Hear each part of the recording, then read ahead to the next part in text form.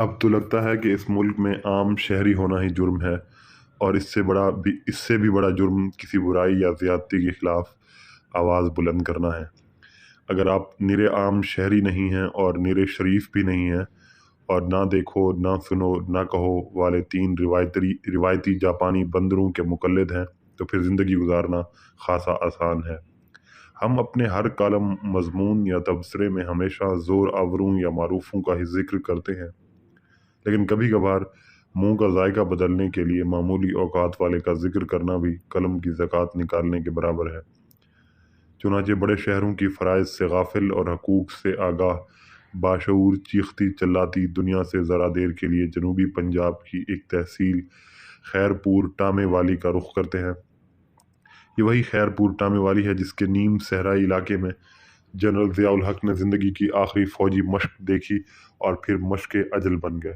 مگر اس وقت ضیاء الحق یا ان کے اوصاف حمیدہ کا تذکرہ مقصود نہیں، بلکہ قصبے کے ایک دائمی رہائشی کی کہانی پیش نگاہ ہے۔ یہاں ایک صاحب رہتے ہیں، محمد اقبال بی برس۔ میری ان سے بس ایک ہی بالمشافہ ملاقات ہو پائی، اور وہ بھی 24 برس پہلے۔ تب میں BBC کے گشتی نامہ نگار کے طور پر قصبہ قصبہ گھومتا گھماتا خیر پور ٹامے والی میں نکل آیا۔ اوسط درجے کا غریب سا قصبہ، تب اس کی آبادی لگ بھگ 50,000 تھی۔ تقریباً ہر گلی کی اپنی مسجد، اب کا پتہ نہیں، مگر تب گمان ہے کہ آبادی کے تناسب سے اس قصبے میں ملک کے کسی بھی قصبے سے زیادہ مسجدیں تھیں۔ اس زمانے میں جہاد کشمیر میں حصہ لینے کے لیے جنوبی پنجاب کے جن قصبات سے جوشیلے نوعمر لائن آف کنٹرول کے دوسری جانب بھیجے جاتے تھے، ان میں اس قصبے کے نوخیز خون کی مقدار کا تناسب اچھا خاصا تھا۔ اس اندازے کی مزید تصدیق تب ہوئی جب 2009 میں مجھے سری نگر کے شہداء قبرستان میں قبروں کے کتبے پڑھنے کا اتفاق ہوا۔ جب میں 1998 کے ایک دن اس قصبے میں پہنچا تو ایک گھر کے باہر شامیانہ لگا ہوا تھا۔ مجھے معلوم ہوا کہ سرحد پار سے صاحب مکان کے جوان سال بیٹے کی شہادت کی خبر آئی ہے، چنانچہ آس پاس کے لوگ باپ کو مبارکباد دینے اور مٹھائی پیش کرنے کے لیے آ رہے ہیں۔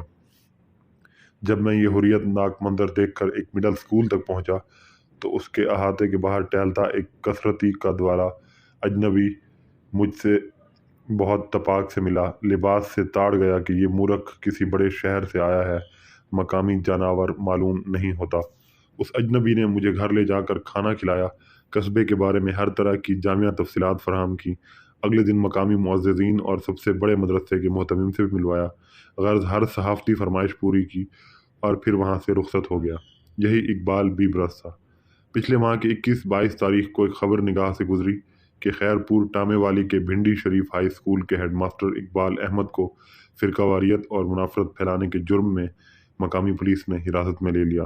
انہیں گشت پر مامور مقامی تھانے کے اہلکاروں نے نصف شب کے لگ بھگ اشتعال انگیز پوسٹر شہر کے چوک میں لگاتے ہوئے رنگے ہاتھوں پکڑ لیا۔ تلاشی کے دوران 10 پوسٹر اور چپکانے والی گوند برآمد ہوئی۔ ایک سب انسپکٹر کی مدعیت میں پینل کوڈ کی دفعہ 295A کے تحت مقدمہ درج کیا گیا۔ اگلی صبح انہیں ہتھکڑیاں لگا کے جج کے سامنے پیش کیا گیا اور ہیڈ ماسٹر اقبال بی برس کو 2 روزہ جوڈیشل ریمانڈ پر سینٹرل جیل بہاولپور بھیج دیا گیا، مگر اسی شام ان کی ضمانت بھی ہو گئی اور وہ گھر لوٹ آئے اور مقدمہ عدالت میں زیر سماعت ہے۔ انہیں اتنی جلد رہائی کیسے مل گئی؟ اس لیے مل گئی کہ سینکڑوں شہریوں نے ان کی گرفتاری کی خبر سن کے تھانے کا گھیراؤ کر لیا۔ چنانچہ اہلکاروں نے نقص امن کے خدشے کے پیش نظر تھانے کو ہی تالا لگا دیا اور ملزم کو جلد از جلد بہاولپور منتقل کر دیا۔ مقامی بار ایسوسی ایشن نے ان کی گرفتاری کے خلاف بطور احتجاج عدالتی بائیکاٹ کر دیا، کیونکہ خیر پور ٹامے والی کا تقریباً ہر وکیل اقبال بی برس کا شاگرد نکلا۔ کئی مساجد میں نماز جمعہ سے پہلے کی تقاریر میں گرفتاری کی مذمت میں قراردادیں پیش ہوئیں۔ میں نے کچھ عرصے بعد اقبال بی برس سے رابطہ کر کے پوچھا کہ سچ بتائیے، آپ فرقہ واریت کب سے پھیلا رہے ہیں؟ آپ تو ایسے نہ تھے۔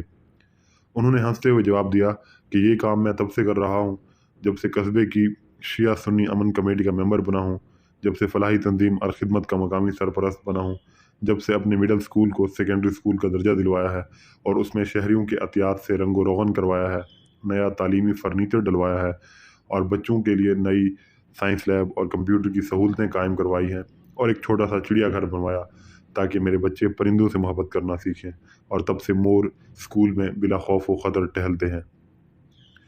اسکول میں وہ بچے بھی ہیں جنہیں کمزور مالی استطاعت کے سبب مفت یونیفارم اور کتابیں بھی خاموشی سے مہیا کی جاتی ہیں، اور جب اسکول کے اندر اور باہر قصبے کی سڑکوں پر شجرکاری کا جہاد کر رہا ہوں تب سے فرقہ واریت پھیلا رہا ہوں۔ وہ تو اللہ بھلا کرے مقامی پولیس کا کہ جس نے قبضہ مافیا، منشیات فروشوں اور چٹی دلالوں سے زیادہ ہم جیسے سماج دشمن فرقہ پرستوں پر نظر رکھی ہوئی ہے۔ اور تب ہی تو 19 اکتوبر کی نصف شب 2 پولیس گاڑیاں میرے گھر آئیں اور ایس پی صاحب سے ملاقات کے بہانے مجھے لے گئیں۔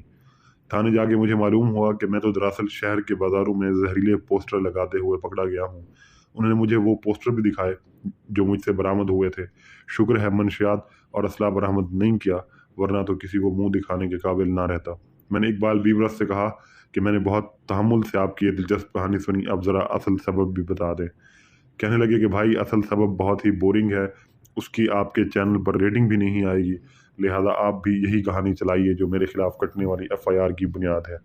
بہرحال اصل کہانی یہ ہے کہ میرے ہی اسکول کے ایک ٹیچر کے 5 مرلے کے پلاٹ کو اس سال کے شروع میں ایک باثر وکیل صاحب نے دیوار توڑ کر اپنی اراضی میں ضم کر لیا کہ جس پر ایک عبادت گاہ زیر تعمیر ہے، تاکہ واگزاری کی نوبت آئے تو معاملے کو مذہبی رنگ دیا جا سکے۔ میں اپنے ٹیچر کی داد رسی کے لیے اس کے ہمراہ DC بہاولپور کے دفتر گیا۔ انہوں نے معاملے کی تحقیق کا حکم دیا۔ پٹواری نے بھی تصدیق کر دی کہ پلاٹ پر قبضہ ہوا ہے۔ اس کے بعد قابض صاحب نے مقامی تحصیلدار کے ذریعہ معاملہ نپٹانے کی کوشش کی اور پلاٹ کے اصل مالک کو اصل قیمت دینے کی پیشکش کی، جو کہ موجودہ مارکیٹ ریٹ سے بہت کم تھی۔ پلاٹ کے مالک نے انکار کر دیا۔ اس دوران DC بہاولپور کا تبادلہ ہو گیا۔ ہم پھر نئے DC صاحب کے پاس گئے۔ انہوں نے دوبارہ تحقیقات کا حکم دیا۔